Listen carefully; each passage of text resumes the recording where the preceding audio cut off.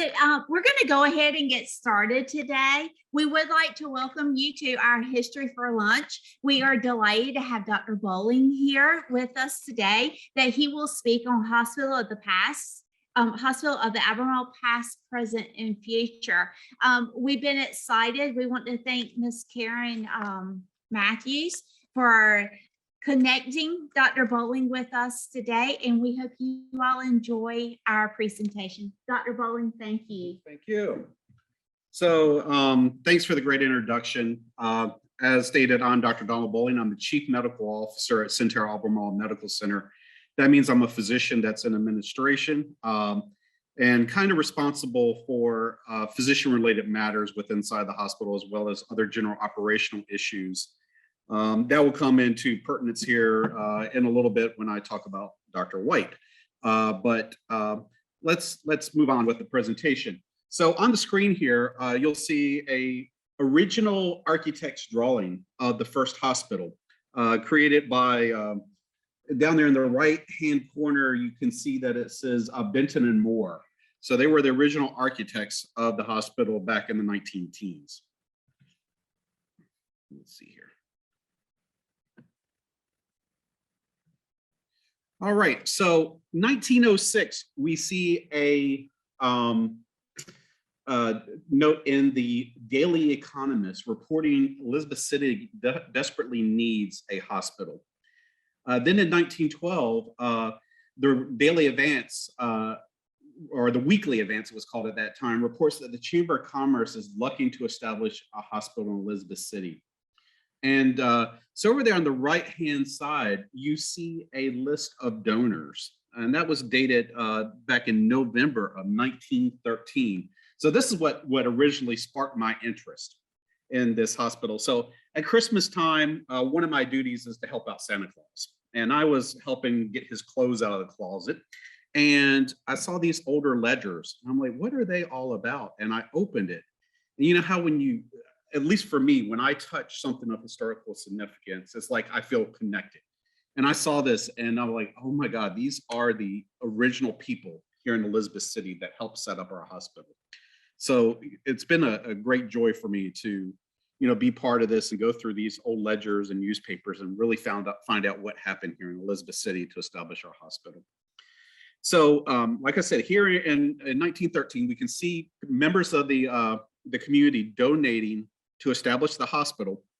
And then in 1914, we see that the Advance reports that the hospital company has been established. It was called Elizabeth City Hospital Company and was selling bonds for the completion of a hospital for the most modern and scientific construction with labs. The total amount to be raised for construction of the hospital was $45,000. So fast forward to January 1915. And we see a picture here of a newspaper article showing the hospital in all its glory at opening. And they reported that the hospital was open for about 5 days as an open house for tours of the general public.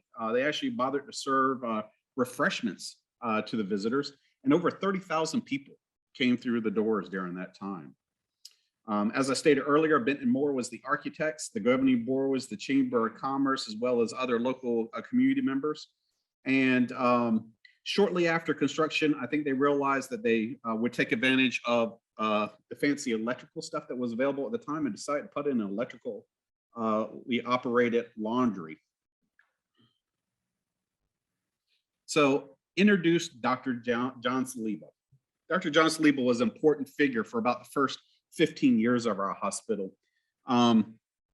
He was reportedly responsible for the establishment of the hospital, along with a relative, and I couldn't figure out the connection of this M.M. Saliba, but anyway, he was visiting the area with this friend and heard about the idea of the construction and wanted to be a part of it. He later went on to become the general manager and secretary of the hospital at the opening. So he was the manager in the early days, and his history going back, he had his master's of surgery from the University of Edinburgh, and was a civil surgeon during the Boer Wars in South Africa, and found his way over here to Elizabeth City. Unfortunately, I really wish I had a picture of him. I cannot find one. I have searched all over. Um, it appears he did not have any children, so that might have been part of why we don't see any pictures of him. But if anybody ever runs across a picture of him, I'd love to have that to complete this presentation. One of the early things the hospital struggled with, basically a month after opening, is how to care for the poor, or the, as we call them in healthcare, the indigent patient. We see that the advance reports that a group of ministers on the ministerial board gave $700 to care for the poor. And then we see in March that there were some changes in how highways were operated in the region. They were taken care of by, kind of local area governments, and then they got organized under a highway commission. And with the money that came from the highway commission, the board of aldermen gave $700 to the hospital to care for the poor for 1 year. But then as early as April, we see this article that's on the right side of your screen there, where, I'm sorry, the left-hand side, where Dr. Saliba appears in front of the Board of Commissioners asking for money to care for a African-American patient who had, I think, had an appendectomy. Yes, had an appendicitis and had an appendectomy, asking for care. And there was disputes whether the money for care of these indigent patients should be used for x-rays and other stuff other than just general medical care, medical and surgical care. So very interesting there, that they were reserving certain technology for certain patients. And then there were debates, probably based in race, about whether the county should be paying for certain groups of patients. So 2 years in, we find that the hospital has failed. The first year, some accounts state that they made money, but if you look in this small ledger here, you'll see that they only had a few $100 in the account, and they had to sell it at the courthouse steps. Our good friend, Dr. John Saliba, bought it for $5,100 at the courthouse steps. Remember, it cost $45,000 to construct this hospital. So he got a heck of a bargain there. He was quoted as saying in the newspaper, I don't know what I'm going to do with it. Maybe I'll get married and live there with my wife. So anyway, fast forward, and we find our friend Dr. Saliba has found a good use for this hospital. The U.S. government had a lot of returning soldiers from World War I that they needed a place for them to recover, and Portsmouth Naval Hospital was packed. So Dr. Saliba, being the entrepreneurial spirit that he was, made a contract with the U.S. government to house these convalescent soldiers. He got paid $4 per day for each one of them. Interestingly, it's reported that we were, here in Elizabeth City, our hospital was the only one that was a private hospital taken over by the government to house soldiers during World War I. Every day there during the October 1918 to April 1919, we had 50 to 70 sailors and Marines here. They appeared to be walking wounded. They were said to frequent the downtown businesses during their convalescence. And we found that Dr. Saliba is making $1,500 to $2,000 per week. That's what the government's paying him. So pretty good return on that $5,100 investment. Later, we find J.H. Leroy is in the paper suing Dr. Saliba because he was under the impression that he was going to be a kind of a full partner in this venture, taking care of these soldiers. And he wanted half of the proceeds, but Dr. Saliba says that he did not recall that conversation. Ends up that Mr. Leroy was awarded $7,000. It did go to the state Supreme Court and finally got educated. Also on the right there, I don't know if this soldier was ever convalesced in our local hospital, but he is a native of Elizabeth City, North Carolina, and is a World War I soldier who was wounded. So I thought that that was fitting for this slide. All right, so fast forward 1920. Local businessmen are looking to purchase or lease the hospital to reopen it. They were unsuccessful in their bid, but in the newspapers, there was some speculation on why the hospital failed, which I think it's important to mention. You know, as some of it's pertinent to today's hospital operations. So number one, the hospital was inaccessible due to physical separation from the business and center of town. So remember, we're in horse, still converting over to vehicles, still a lot of horses out there, so that would be important. The hospital was too pretentious, being 40 rooms, and was excessive, leading to overwhelming overhead. And that's very pertinent to hospitals nowadays as inpatient populations shrink. Having the right size hospital to prevent us from having too much overhead. And then finally, Dr. Saliba, in spite of his enterprise and surgical skill, was out of harmony with local medicos, they called them, the medical staff, upon whose support and goodwill the success of the hospital depended. So in September 1921, the hospital reopens after sitting destitute for 3 years. The hospital corporation at that time was called Pasquotank Municipal Hospital Association. $15,000 in funds were raised by selling $10 shares to the public. Dr. Saliba agreed to lease the hospital to the Pasquotank Municipal Hospital Association for a 10-year period at the time. And Emily Allison, a 34-year-old nurse from Clarkston, Michigan, was selected to be the superintendent, and they brought on 3 nurses to operate the hospital at the time. There was also a special little thing in that news article saying no special privileges would be afforded to any member of the medical staff. So maybe in the beginning there was a little bit of favoritism. We find also in the 1920s that Dr. Saliba becomes a US citizen, originally from Scotland, as we spoke about.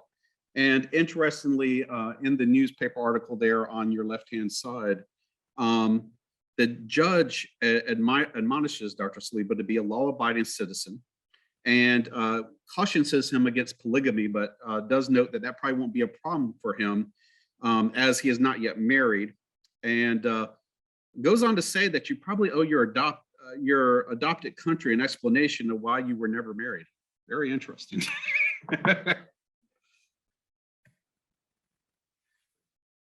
So fast forward to 1923, hospitals once again in financial trouble to the tune of $18,000. Since it reopened in 1921, they've been losing about $400 per month. And there were some talks in progress with the Knights of Columbus to take over management of the hospital. In June of 1923, Dr. Saliba is quoted in the newspaper as saying that he wants his hospital back and he wants to cancel the lease. In June of 1924, Dr. Saliba takes over the hospital, paying the back taxes for 1923, and says that he won't assume any debts exceeding $500. So once again, back in his hands and closed. In May 1923, we do see that the Knights of Columbus were not interested in running the hospital, but Dr. Saliba had been contacted by the Sisters of Humility and Mercy in Sacramento, California.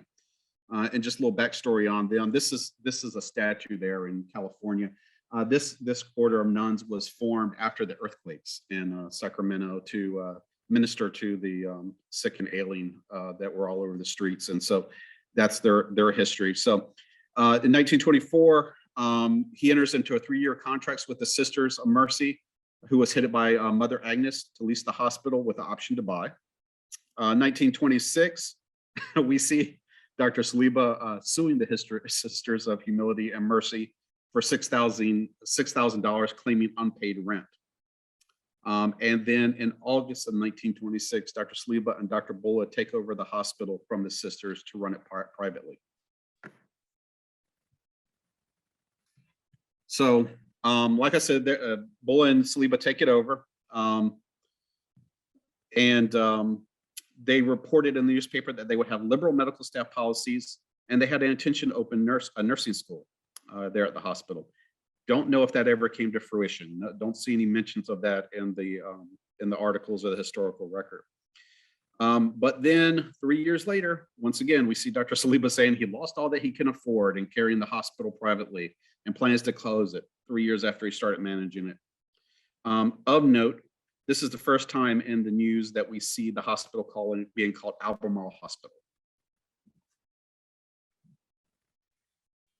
Found this interesting. This is an article from May 22nd, 1927, where Dr. Saliba is having a debate with another doctor, Dr. McKean, at the Medical Society about whether we should sterilize patients who had tuberculosis. Dr. Saliba was a supporter of eugenics, which for you that don't know, eugenics is kind of what Hitler based his theory of, eliminating weaker races on, unfortunately. And so our friend Dr. Saliba was a supporter of that medical theory that we should strengthen the population through sterilization and elimination. I do have a textbook of modern eugenics down there on the table that you can take a look at after this presentation. So these are two men that came to the rescue of the local community. Joseph P. Knapp, owner of American Lithographic Company, originally from Currituck, and I think it said that he had some operations actually in Currituck. He pledged $10,000 towards purchase of the hospital. The Duke Endowment, founded by James Buchanan Duke, gave $35,000 to purchase the newly formed hospital. And the Duke Endowment asked the city to raise money for the balance of the amount to purchase the hospital. We also see in our ledgers down there that there's numerous communications between the Duke Foundation and the board, which was now called the Albemarle Hospital,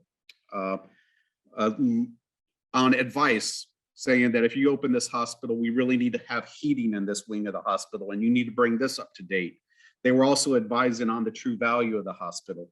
And so, our hospital continues to be recipients of Duke Foundation money, and I really think that the Duke Foundation has done great things to improve medical care in Northeast North Carolina, as they did during this time period when they were advising on how to bring the hospital up to modern standards if they were going to fund money towards it.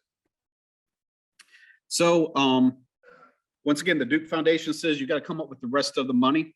So a referendum was put on the ballot to raise $17,500. And this is a little newspaper ad there on the left hand of the screen that was ran along with names of people that supported this. And it did pass, of course. And the hospital was renovated. George Berryman was named as the architect for the renovations. And Charlotte Gordon was named the superintendent of the hospital, and W.O. Sanders was named the president. Miss Gordon did stay with the hospital for quite some time, and there's actually a plaque in our lobby to her and her great service to the hospital. In October 1931, it is announced the hospital opens and is one of the best equipped and most attractive small hospitals in the Carolinas. Over here on the right-hand side of the screen, you see a picture of the operating room. That picture is on down there on the table. You can look at that further, but that's what it looked like at the time. Shortly after this, we find some newspaper articles and notes in our ledgers down there talking about that the county and city would now run the hospital, and that when the opportunity presented itself, the board would resign. We find that they went a few months before finding their opportunity to resign because the county was dealing with other multiple issues. But ultimately, the county retained several of the Albemarle Hospital board to continue to manage the hospital despite their resignation. And then in March of 1959, House Bill 311 was passed, which provided for the appointment of the Pasquotank Board of Commissioners to appoint a board of trustees for Albemarle Hospital. So that made it official. 1935. Okay, so just for mindset, we're coming out of the Great Depression here. And it's reported that the hospital is doing well. It's self-sustaining and maintaining a solid cash reserve since becoming a community hospital. The trustees were considering adding an additional wing for African-American patients and to make room for the white patients because of the demand on the hospital. This is above, you'll see there, that's a picture coming down the street into the hospital for the roundabout. You can see the older cars there in the background. All right, fast forward to World War II. Interestingly, we see two things here. We see the hospital applying for a rationing account to be able to get sugar and coffee and other things to be able to care for the patients. We also see a Navy physician assigned to the Weeksville Air Base applying for courtesy privileges, which means that he wasn't a member of the regular medical staff, but maybe if one of his patients or one of his airmen got injured, he would want to be able to come there and care for them. So he applied for courtesy privileges during World War II. 1944, coming out of World War II. After World War II, Federal Works Administration grants were issued, and the hospital applied for one of them to expand yet again. So the hospital's doing very well in the 1940s, 30s, and 40s. Now this is just for I guess entertainment purposes, to look at the cost of care in the 1940s compared to now. You know, lab tests cost $1. X-rays, less than $10. We see different medications there. You know, like Novocaine, like we call that lidocaine nowadays. That's $2.50. Penicillin was $5 a shot. So kind of interesting to look at the prices at the time. Here we see another open house being conducted in the hospital. The hospital had just through its auxiliary raised, trying to find the amount, but several $1,000s. And one of the things they wanted at the time, remember, they're using volatile anesthetics like ether, extremely flammable. And they needed to make sure that it was grounded so that they didn't spark a piece of static electricity and blow up the whole operating room. So one of the upgrades at the time, they wanted their floors to be grounded so that they didn't have the problem with static electricity. 1960, our hospital moves to its current location. So you can see the hospital going up there that looks much like our facade today. And that picture is down there for you to look at afterwards as well. Some interesting articles from around the 1950s. You see hospital getting a new coronary care unit. You see the pharmacy there in the middle with all the medicine bottles on the shelves. And this is a very interesting part of history.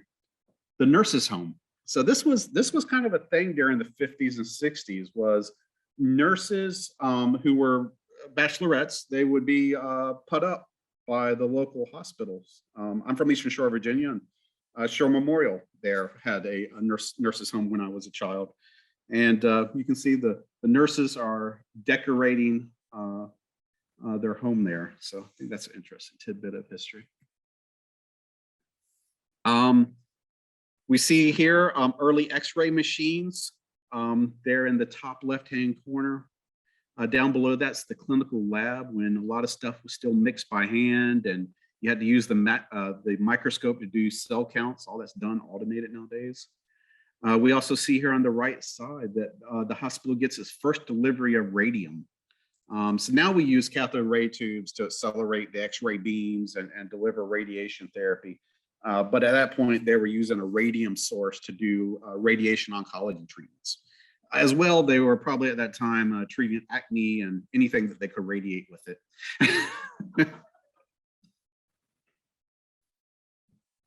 So hospital moves out to the new building. What happens to the old hospital? The High Point Enterprise reports on December 1960 that Elizabeth City was going to get its 4th community college, and the old Albemarle Hospital building would be the home to the new college.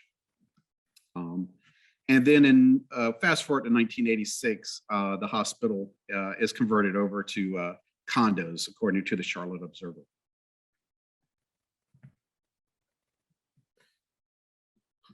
November 1978, a $6.4 million expansion is done on the building that was created in 1960, adding 53 beds and 62,000 square feet.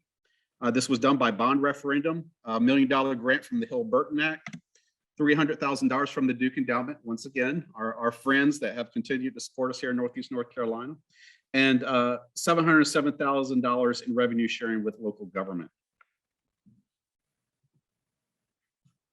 Once again, in 2007, we see the hospital once again expanding. So this is Dr. Zach Owens. Sorry, it's a picture of a picture, so there's blur. You can see this picture on the entrance into our orthopedic offices and the waiting room for surgery. And he formed a trust when he died, giving $1 million to construct a new surgery center and a 14-bed post-anesthesia care unit. This created 31,000 additional square feet in the hospital in 2009. Dr. Zach Owens is mentioned in those ledgers down there when he joined the board.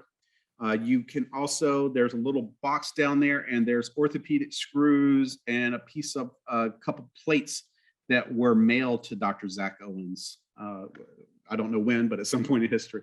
So that was a little interesting find in the closet where we help keep Santa Claus's suits.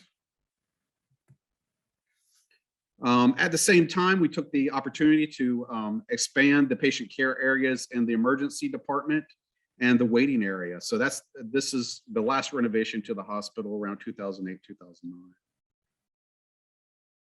2013, we find the hospital in debt, and Vidant had been brought in to manage operations. The hospital was $62.7 million in debt and suffering from several cutbacks, including laying off 42 employees. The challenges were attributed to loss of market share and a 20.4% reduction in specialty care in the region. At that point in time, the county was in talks with several hospital systems, including Sentara, Vidant, Duke, LifePoint, and looking towards a long-term lease to operate the hospital going forward. Of course, I'm very pleased to announce that Sentara was able to get the hospital under the lease operation, and Sentara rapidly improved the financial operations of the hospital and has made it very financially successful. So Sentara in March 2014 entered into a 100-year lease for $1.5 million per year and renamed the hospital Sentara Albemarle Medical Center. As part of the lease agreement, Sentara made yearly payments to local EMS, the College of the Albemarle, the local health department, and the local community cares clinic, which is the free clinic or charitable clinic here in town. In 2019, the hospital was reported to be responsible for $218 million in direct economic impact. The hospital generated $5.6 million in sales tax revenues and $169,000 in local tax revenues. October 2017, Sentara bought 135 acres near the Halstead Boulevard Extended Road and Thunder Road. In November 18th, 2020, Sentara and Pasquotank County Commissioners jointly announced that the lease settlement plan had been settled, allowing Sentara to purchase the hospital and build a replacement hospital on those 135 acres that we had bought over on Thunder Road. Sentara Albemarle Medical Center remains financially strong and is able to provide high quality medical care for our local community. So here we see the next chapter in our hospital. This is the architect's rendition of our new hospital. On the left side there is the hospital. On the right side is a medical office building. Sentara is investing, since my boss is here, over, what do you say now, about $175 million.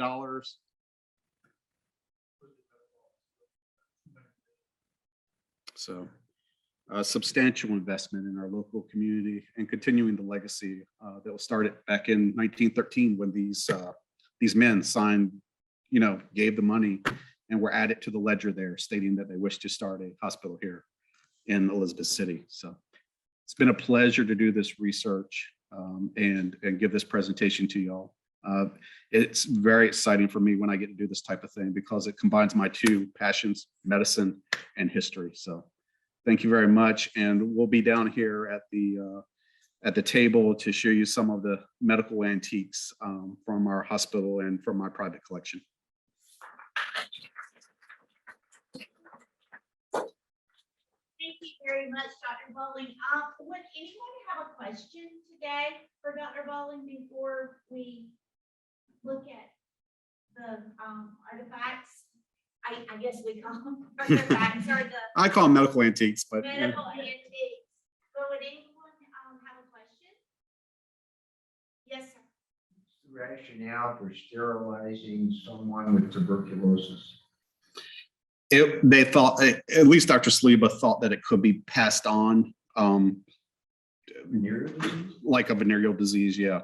And so if you go on to read that article there, there's a lot of back and forth. And this other doctor is saying, hey, I've proven that you can't pass this on through sexual transmission. It's transmitted after birth by the mother coughing, the tuberculosis onto the baby. So that was.